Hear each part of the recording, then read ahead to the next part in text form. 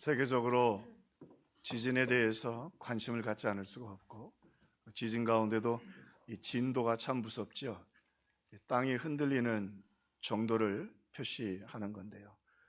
이 진도가 높으면 건물 파괴뿐만이 아니라 큰 피해와 어려움을 주는 것을 우리가 경험하고 있습니다.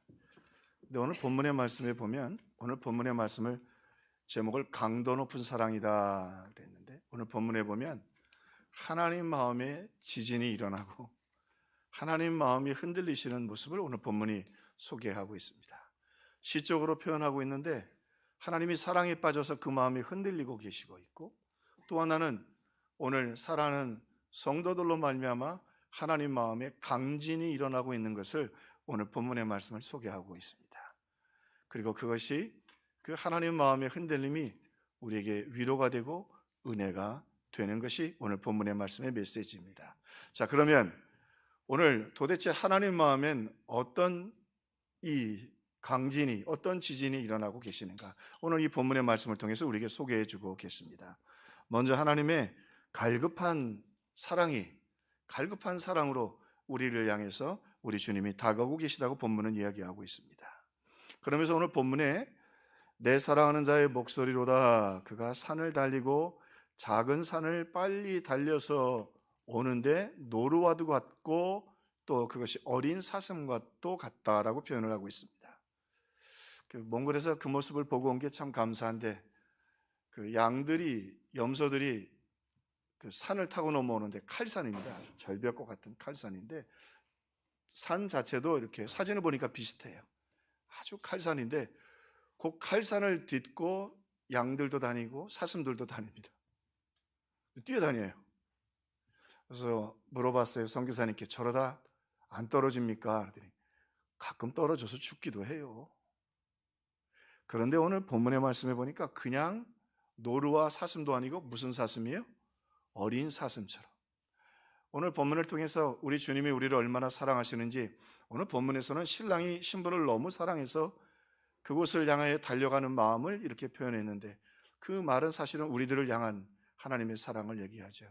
하나님이 여러분을 얼마나 사랑하시는지, 이렇게 이 칼산을 어린 사슴이 뛰고 달리듯이, 목숨을 걸고 달려오듯이 우리를 그렇게 사랑하시고 그렇게 좋아하시고 또 우리를 귀하게 여기신다고 소개하고 계시는 것입니다. 그의 마음속에 이런 사랑의 지진이 일어난 거죠. 보라, 그가 산에서 달리고 작은 산은 빨리 넘어오는구나. 내 사랑하는 자는 노루와 같고 어린 사슴과도 같도다. 그래서 오늘 이 말씀은 결국 솔로몬과 술라미의 사랑의 이야기가 아니라, 오늘 이야기는 바로 하나님과 성도들의 사랑의 이야기죠.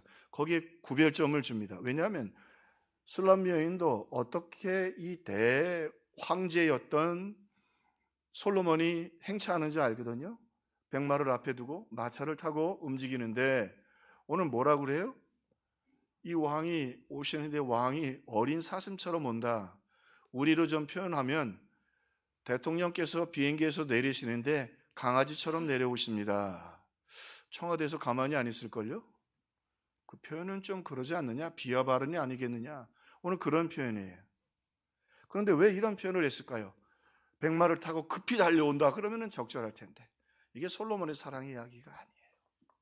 자, 성경에 보니까 우리 예수님은요, 백마 타고 안 오시고 어린 사슴처럼 오셨어요. 그죠? 어린아이로 오셨는데 헤롯이 왕이 났다고 하니까, 죽이려고 하니까 예수님 도망 다니셨어요. 좀 우리 스타일대로 하면 오셔가지고 건드리면 하늘에서 엘리야처럼 불이 내려와가지고 말이죠, 그 헤롯 궁전을 좀 반쯤 태우든지 헤롯을 제거하시든지, 그러면서 보아라, 내 아들이 지금 이렇게 너희들 곁에 갔다 말이죠. 그러니까 그를 경배하고 그를 소중히 여기라, 그렇게 하시면 좋겠는데, 예수님이 쫓겨다니셔요. 만왕의 왕께서 그까지 헤롯에게 쫓겨다니면서 방도 하나 없이 말이죠. 왜 그렇게 하셨을까요? 우리 곁에 더 가까이 오고 싶어서. 우리 하늘에서 그렇게 엘리야처럼 불이 내려왔다고 한다면 감사하고 그 불을 보러 올 사람도 있지만, 그 불 때문에 못 올 사람도 있죠. 난 죄가 많은데 큰일 나겠다 말이죠. 그래서 우리 예수님은 이렇게 어린 사슴처럼, 그냥 사슴도 아니고 어린 사슴 캉총캉총 뛰는데 그게 위태위태해요. 근데 막 뛰는 것처럼 우리를 사랑하셔서 우리 곁에 가까이 오셨다. 왜 그래요? 그 마음의 사랑 때문에. 그 마음에 사랑의 지진이 일어나서 우리 사랑 때문에 오셨다. 오늘 예배하러 나온 여러분들을 우리 주님 그렇게 사랑으로 맞아주시고 새 힘과 용기 주실 줄로 믿습니다. 그 주님은요, 그렇게 오시는데 특별히 오늘 말씀해 보니까 음성으로 우리에게 오신다. 내 사랑하는 자의 목소리로다. 내 사랑하는 자의 목소리로다.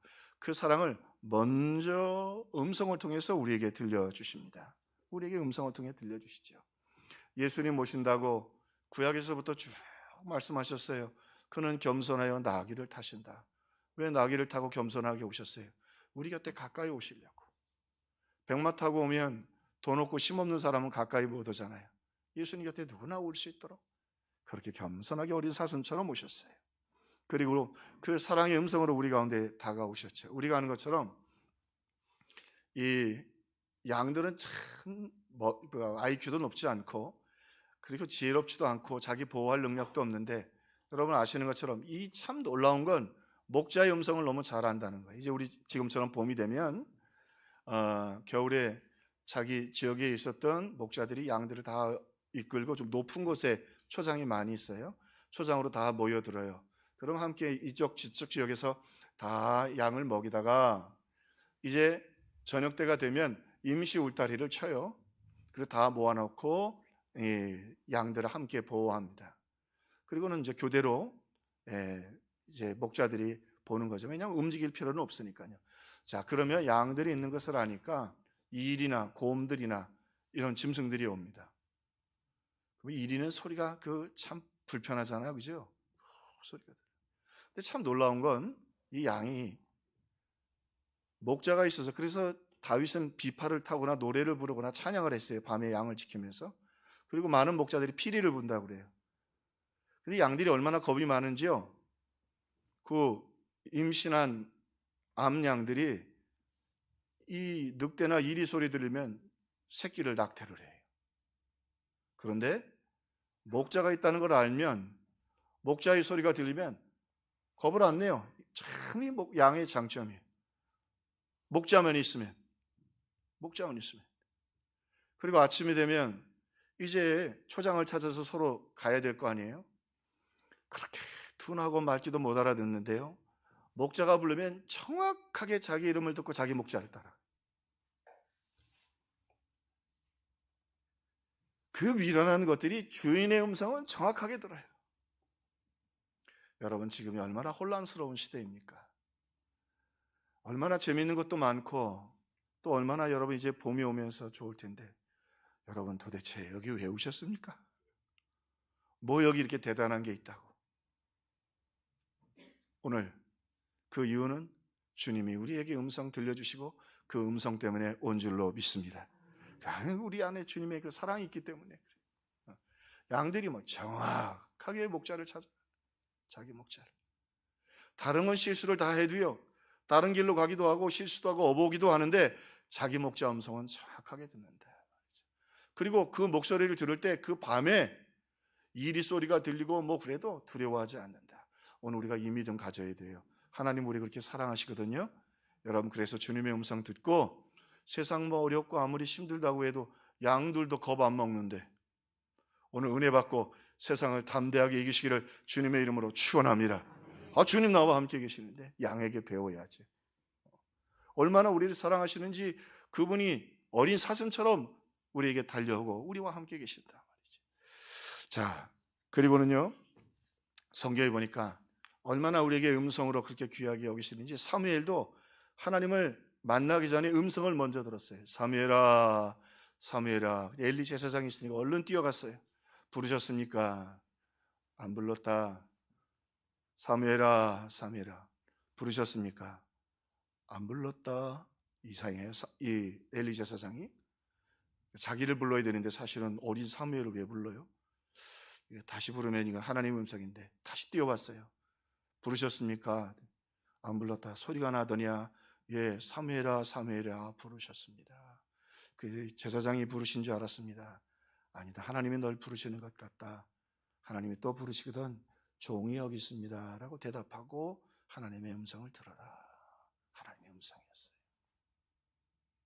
어린 사무엘이었죠. 하나님은 그렇게 위대한 역사를 이루기 위해 사무엘을 사랑하시고 다가가셨는데 진짜 어린 사슴처럼 다가가셔서는 음성으로 그에게 다가가 주셨어요. 사무엘아. 그리고는 하나님의 계획을 그에게 쭉 말씀해 주셨습니다.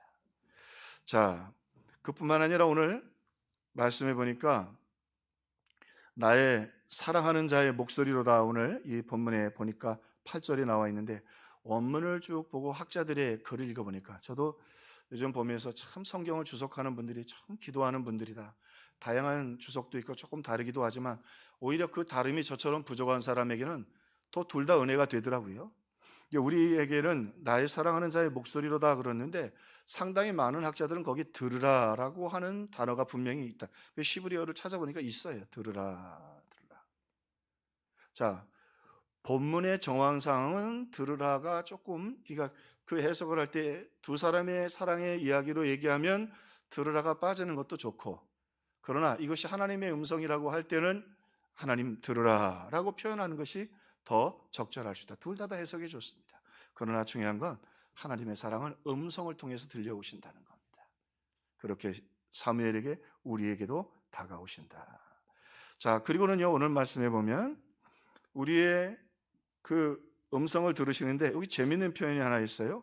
내 사랑하는 자는 노루와도 같고 어린 사슴과도 같아서 우리 벽 뒤에 서서 창으로 들여다보며 창살 틈으로 엿보는구나.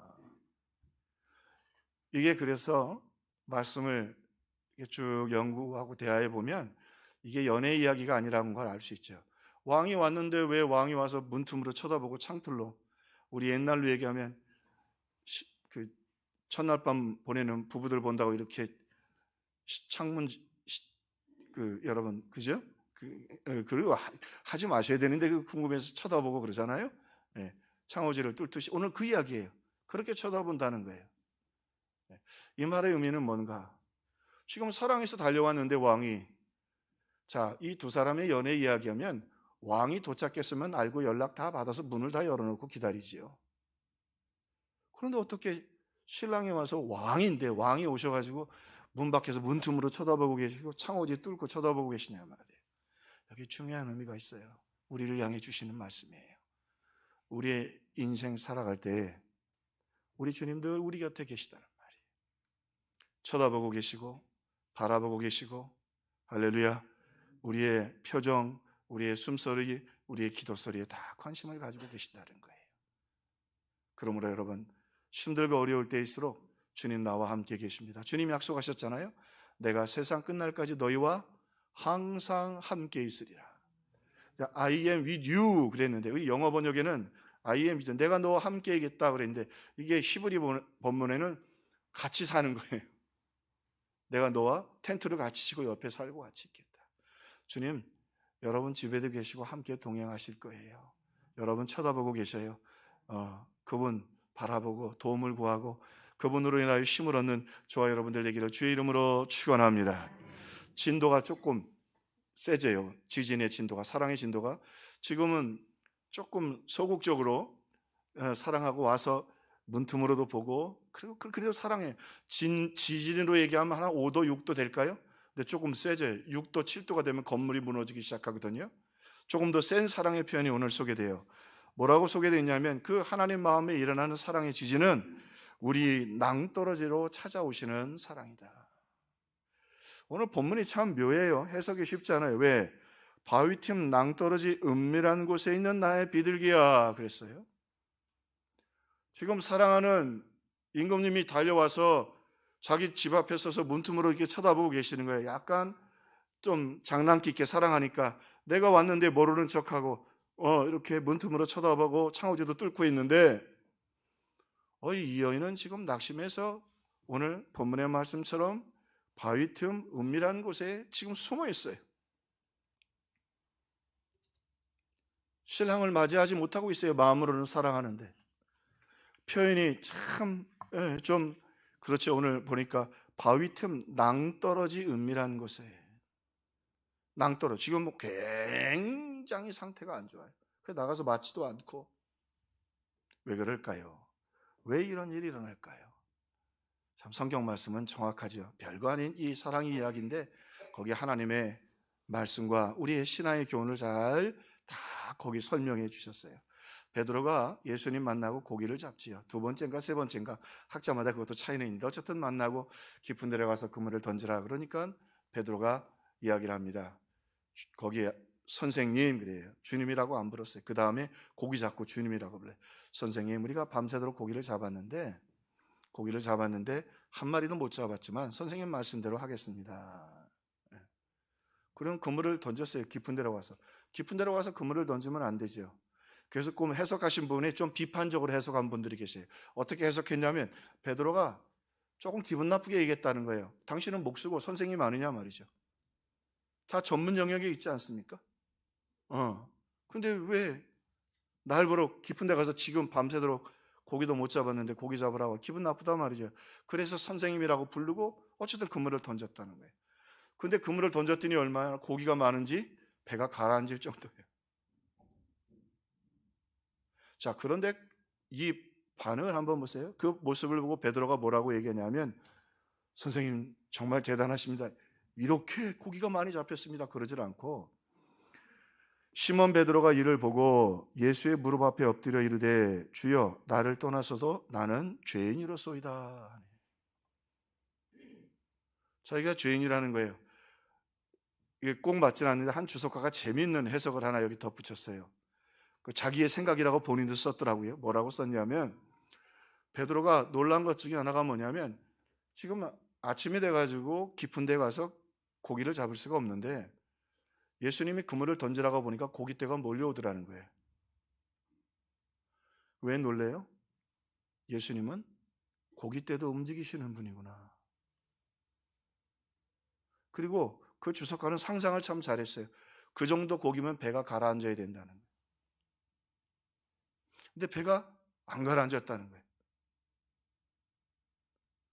여러 상황 속에서 놀라지 않을 수가 없었다. 그리고 또 하나, 자기의 마음속에 당신은 선생님이시잖아요. 그리고 사실은 예수님 보면서 당신은 가문이나 학벌도 없는데 그리고 목수인데 어떻게 날 보러 밤새도록 고기를 못 잡았는데 그물을 던지라고 하십니까? 여러 가지 안 좋은 생각이 있었다는 거예요. 그래서 예수님 앞에 엎드려 주님, 그 다음엔 주님이라고 부르죠. 주여 나는 죄인이로소이다. 나를 떠나소서. 나는 자격이 없습니다. 나는 틀린 사람입니다. 자, 이렇게 베드로는 예수님을 앞에서 만났는데 바위틈 낭떠러지에 떨어져서 주여 나를 떠나소서라고 고백을 하죠. 이런 사람 또 하나 있죠. 야곱. 아버지가 그때는 목사님이잖아요. 아버지 속이고 형 속이고 베델로 도망 나왔단 말이죠. 기도할 체면도 없어. 거짓말하고 도둑질하고 나왔는데 뭐 아버지 속이고 아버지이자 목사님인데 그 속이고 말이죠. 거짓으로 축복을 받아왔는데 하나님은 정직하고 진실한 분인단 말이에요. 그런데 하나님이 그 베델에 나타나셨어요. 베델이 고백하죠. 여호와께서 과연 여기 계시거늘 내가 알지 못하였도다. 바위틈 낭떠러지에 완전히 죄인으로 떨어져가지고 형도 죽일 수밖에 없고 아버지도 막을 수가 없었어요. 그런데 죽어마땅한 그에게 우리 주님이 찾아오셨어요. 그 낭떠러지로 찾아오셨어요. 우리에게 사슴처럼 사랑으로 달려오시고 우리를 쳐다보고 곁에 계실 뿐만이 아니라 우리 인생에 우리가 죄인 되었을 때, 완전히 실패자 되었을 때 주님 찾아와 주신다. 그리고 이 바위틈이라는 단어가 똑같이 또 쓰인 데가 하나 있어요. 모세가 40일 시내산에 올라갔다 내려왔어요. 십계명 돌판을 받았는데 내려와서 보니까 백성들이 아론과 함께 뭘 만들었어요?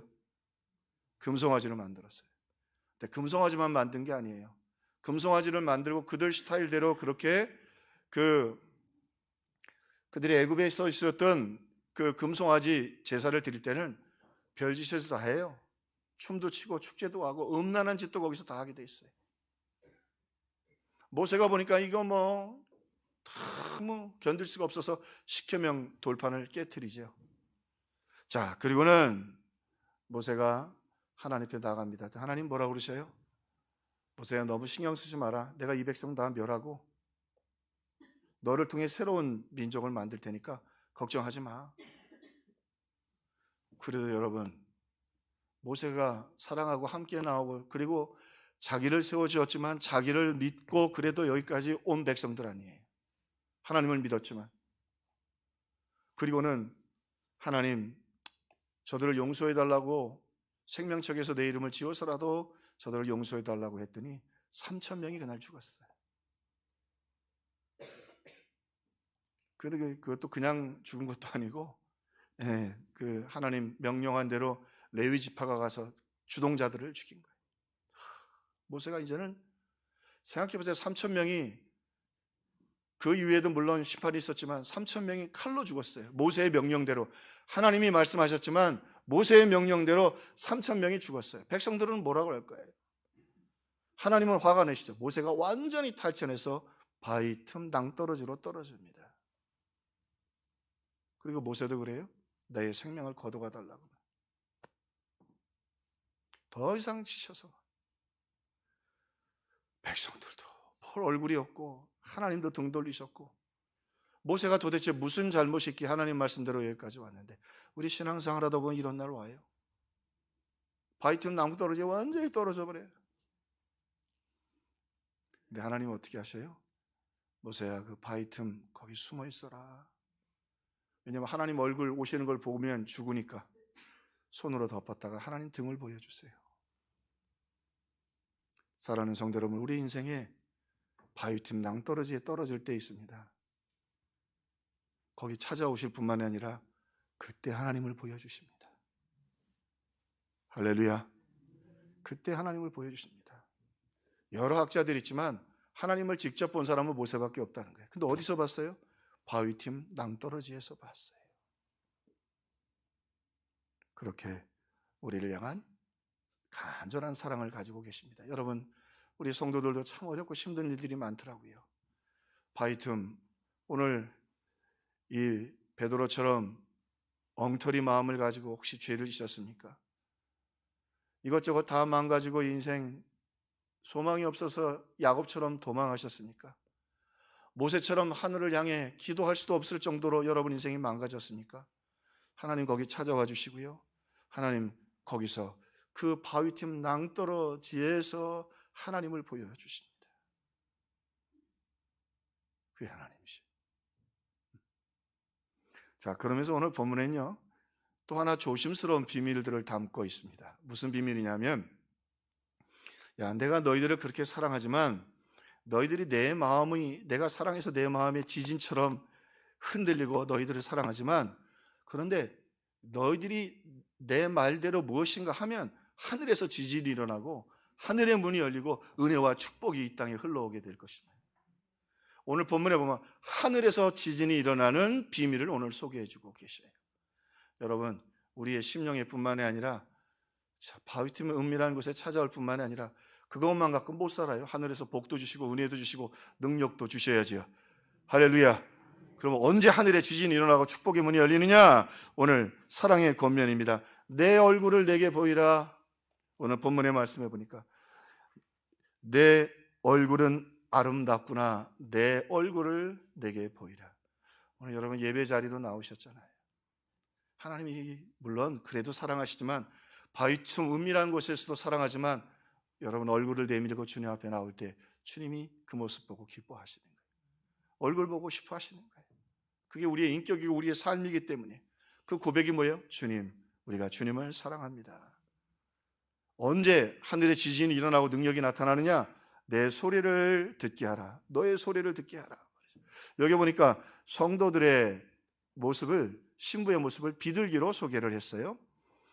근데 이 비둘기 소리는 여러분 아시죠? 소리가 작은 것 같은데 꽤 멀리 갑니다. 그리고 비둘기 소리는 대부분 울음소리로 표현합니다. 힘들고 어려울 때 그 기도를 우리 주님이 들어주시고 역사해 주시고 인도해 주시겠다는 거예요. 너희 기도를 그렇게 소중하게 여겨주신다. 기도를 회복하기를 주의 이름으로 축원합니다. 그래서 제가 가끔 말씀드리죠.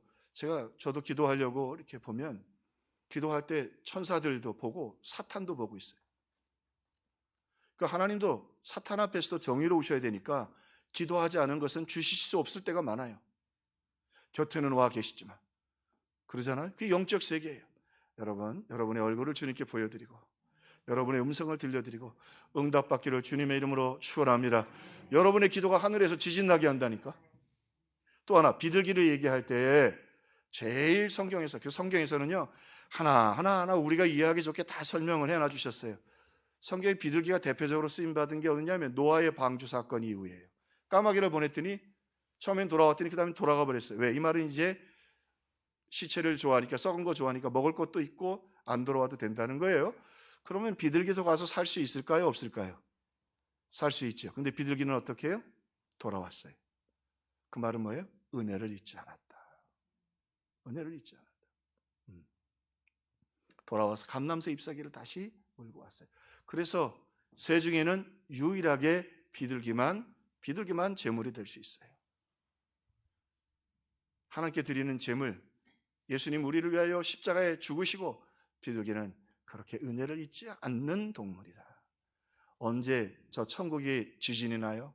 여러분의 찬송, 우리가 예배드리는 찬송, 함께 드리는 찬송. 좋으신 하나님, 좋으신 하나님, 참 좋으신 나의 하나님. 잘 보세요. 우리가 찬송할 때 사탄은 치를 떨어요. 못 부르거든. 할렐루야. 천사들은 부를 수 있는 찬송이 정해져 있어. 찬송을 많이 하지만, 왜냐하면 예수 나를 위하여, 천사들이 부를 수 있을까요? 부를 수는 있겠지만 죄가 없는 천사들이라, 물론 예수로 구속을 받을지 그거는 천국 가봐야 알지만, 우리는 분명히 예수님의 십자가로 구원받잖아요.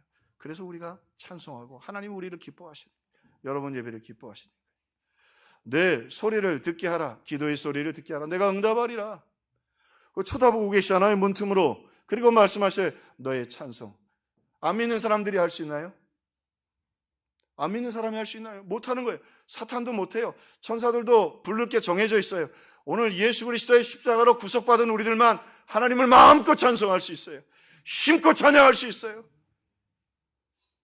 물론 사는 건 좀 부족하고 넘어지는 것 같지만, 그래도 예수 이름으로 구원받은 우리가 하나님의 자녀들이 마음껏 찬양할 수 있어요. 자, 한 걸음 더 나가서 오늘 말씀해 보니까 언제 천국의 지진이 일어나고 하나님의 역사가 나타나냐? 오늘 말씀해 보니까 꽃을 피워 향기를 토하는구나. 지난주 말씀 생각나시죠?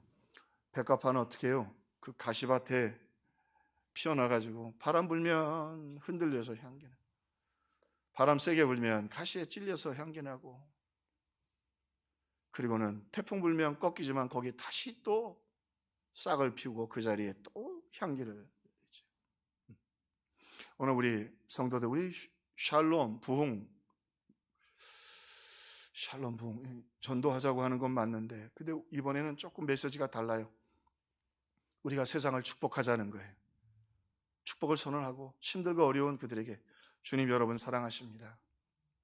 하나님 여러분 건강 주시기를 바랍니다. 이제 조금 전도지도 우리 다음 주 하나씩 하면 여러분 가까운 분들에게, 전도 대상자들에게 보내주기도 하고 카톡으로 찍어도 보내주면서 세상을 축복하자고 하는 거예요. 예수의 향기, 구원받은 그 사랑을 전하자고 하는 것이죠. 그때 하나님 기뻐하시고, 그리고는 카톡 보내고 또 찾아가고 사랑하면서 예수의 향기 나타내는 거죠. 우리 튀르키예 또 시리아, 이 어려울 때 비록 작은 것이지만 함께 예수의 향기를 나타낼 때 하나님이 기뻐하신다. 여러분 그거 전도하고 이웃 섬기는 거 별거 아닌 것 같지만 그것 때문에 하늘의 지진이 일어난다고요. 할렐루야. 하늘의 지진을 일으키는 교회가 돼야 돼요. 하늘의 문이 열리고 천국은 침노하는 자의 것이라. 오늘 말씀에 또 보니까 천국이 언제 지진이 일어나느냐? 작은 여우를 잡으라. 당시에 그 팔레스타인 쪽에는 그 포도나무를 쭉 심으면 지금처럼 봄이 되면 조금씩 싹이 나잖아요. 그러면 여우들도 봄에 새끼들을 많이 낳아요. 그러면 어린 여우들이 포도원에 살살 들어와서는 작은 구멍으로 비집고 들어와서는 땅을 판대요. 땅 파는 걸 좋아해서. 근데 땅을 파서 뿌리가 드러나면 열매를 못 맺거나 포도나무가 죽어. 또 하나는 요것들이 깡총깡총 뛰면서 열매가 이렇게 맺으면 그 여우가 덜 익은 포도가 신 거를 알까요? 모를까요? 아니까 여우지, 그죠? 아니까 여우지. 그 시니까 어떻게 하겠어요? 따놓고는 버리고, 그리고는 상처내놓고. 그런데 그게 별거 아닌 것 같은데 포도 농사를 다 망쳐요. 하루에 구덩이 2개만 파보세요. 나무마다 건드리고, 그리고 또 가지도 찢고. 그러니까 오늘 여기 굉장히 강력한 말씀이 있어요. 여우를 쫓으라고 하지 않고 뭐라고 그랬어요? 여우를 잡으라. 여우를 잡으라. 우리 인생에서 우리를 갉아먹는 여우는 뭘까요? 오늘 말씀드린 것처럼 이 자기의 부끄러운 모습을 보여주는 이 베드로의 모습, 또 도망자가 되었던 야곱의 모습, 그리고 낙심하고 낙심했던 모세의 모습, 우리 가운데 다 있어요. 죄 때문에, 거짓 때문에. 그걸 어떻게 잡아요? 이 작은 여우를 어떻게 잡느냐? 믿음으로 잡지요. 회개로 잡지요. 할렐루야. 예, 말씀으로 잡지요. 당당히 하나님 말씀 붙잡고 야곱이 다시 일어나잖아요. 약속의 말씀 믿고 내가 너와 함께 있어 말이죠. 하나님 말씀 굳게 믿고 또 죄가 있으면 회개하고, 그리고 그 하나님의 언약을 믿고 굳게 달려갈 때 작은 여우가 물러간단 말이죠. 계속해서 넌 안 돼. 넌 죄인이잖아. 넌 그렇게 믿음 생활에서는 안 돼. 속지 마세요. 작은 여우를 잡읍시다. 하나님 여러분 사랑하십니다. 마지막으로 한번 인터넷을 보니까 지진 중에 그래도 뭐 통계가 조금씩 다르긴 합니다. 근데 제일 최고의 강진으로 뽑는 게 1960년 칠레에 있었던 9.5더라고요. 일본의 이창호 장로님, 튀르키예가 몇이에요? 진도가 7.8, 7.6, 7.8 조금 달라요. 내가 여러분에게 여쭤보는 게 인터넷 찾아보니까 학자마다 좀 달라요. 어쨌든 7점대예요. 그런데 지진이 몇이라고요? 9.5 칠레 지진, 역사상 제일 강력한 지진이라고 말하더라고요. 오늘 하늘에 강력한 지진이 일어나는 비결이 오늘 본문에 소개되고 있습니다. 내 사랑하는 자여, 날이 저물고 그림자가 사라지기 전에 돌아와서 베델의 산에 노루와 어린 사슴 같을지라. 술람미 여인이 지금 솔로몬에게 얘기하는 건데, 이것은 우리 얘기라고, 신앙의 얘기라고 말씀드렸죠.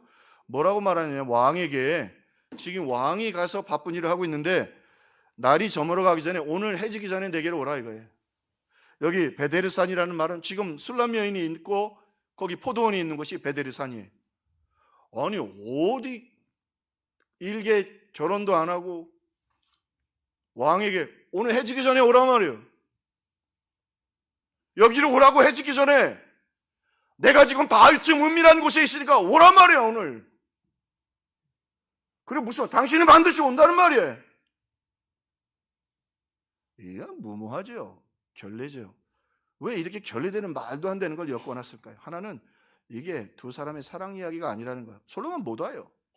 근데 왜 이렇게 강력하게 명령력을 썼느냐? 하나님은 우리의 기도에 응답해 주십니다.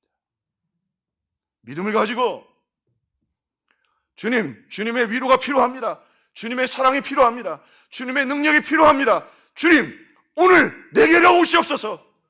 오늘 해가 지기 전에 오시옵소서. 나 오늘 하루 바위틈 낭떠러져서 견딜 수가 없습니다. 주님 찾아오시겠다는 거예요. 오늘 말씀을 가만히 보세요. 이 말씀이 참 놀라운 건, 우리 요즘 젊은 시대식으로 얘기를 하면, 이 술람미 여인이 팔자 고치려면 그 남자 형제들이 괴롭히고 포도원, 그리고 또 사람들이 그 자기 자꾸 비아냥거리고 말이죠. 제일 좋은 건 뭐예요? 나를 왕궁으로 데려가란 말이에요. 그럼 끝이야.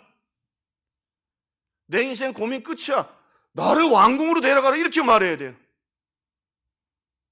근데 왜 이게 하나님 말씀이냐면, 나를 왕궁으로 데려가지 말고 오늘 해지기 전에 내게로 오란 말이에요. 베델의 산으로 말이에요. 그게 온다고 와줘요 왕이? 솔로몬 못 오지. 전달이나 되겠어요? 근데 왜 성경에 이 말씀을 기록해요?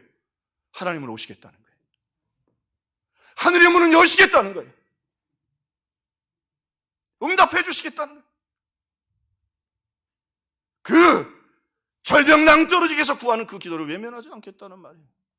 시몬아, 이 사람들보다 나를 더 사랑하느냐? 그 말은 베드로가에게 네가 나를 사랑하느냐는 말이 아니라 주님이 베드로 사랑한다는 말이거든요. 오늘 주님이 여러분에게 말씀하셔요. 내 사랑하는 자야, 날이 저물고 그림자가 사라지기 전에 돌아와서 베델의 산에 노루와 어린 사슴 같을지어다. 당신 주님 우리 사랑하지 않으시냐고? 어린 사슴처럼 그렇게 사랑해서 달려오지 않으셨냐?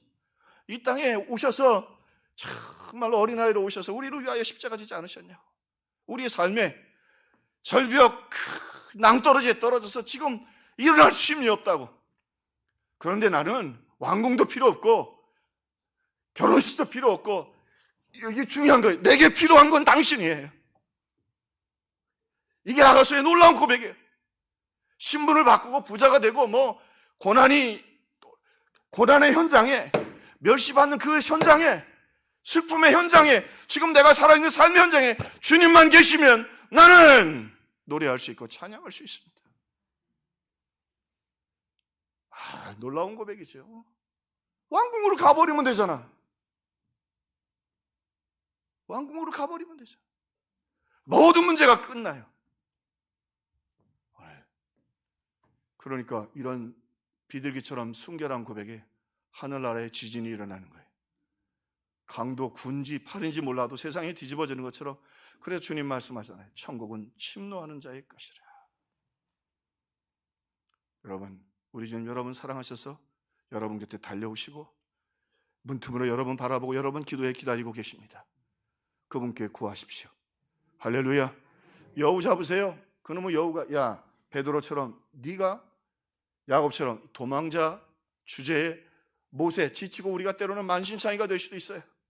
그러나 오늘 이 술라미언처럼 나의 사랑, 나의 어여쁜 자여 일어나서 함께 가자 말씀하실 때 오늘 말씀처럼 해지기 전에 오늘 내게로 오십시오. 내게 지금 주님이 필요합니다.